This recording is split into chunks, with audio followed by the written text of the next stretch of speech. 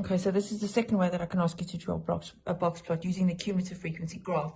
So you're going to have to work out the quartiles like we did in the previous video, map it onto the graph, and then read off the values at the bottom. So we start off with the fact that it tells us that there's 60 pairs. So the 60 pairs needs to be put into quartiles. So if you remember, we do this. 60 divided by 4 equals 15. We map out the 15. So 15, 30, 45, and here's the 60 at the top. Okay? So you can map out, you can include the 60 if you want to in your actual calculation. So you're going to draw all the way across. You're going to map it down.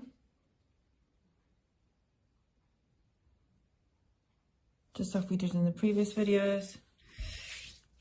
So that will be your highest value.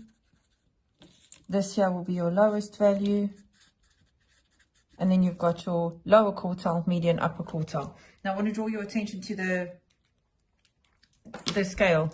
You need to be careful because from here, this is 120, all the way to there is 130. So the graph is going up in tens. So that will be 121, that will be 122 for your lower quartile. Your lowest value will be 110. Your median will pop up over here, which is actually, this is 129, 128. Your upper quartile will be here, which is, that's 131, 30, so 131, 132, 133. There it is. And then the highest value you've got, which is, if that's 140, that's 145, 146, 147. So the highest is 147. Those are the 5 points that you need to draw a box plot. Those are the 5 points that you have to have. Okay, you can see them there. So now when I map it onto the box plot, I've got the lowest point of 110. So there it is. I've got the highest point of 147. So there it is. So that's 49, 48, 47 up there. Then I've got my 3 that are going to make the box. The lower quartile, which is 122. So there's 122. Then I've got my median, which is 128. So that's 30, 29, 28. And finally, my upper quartile, which is 133. So that's 131, 2, 3. There it is.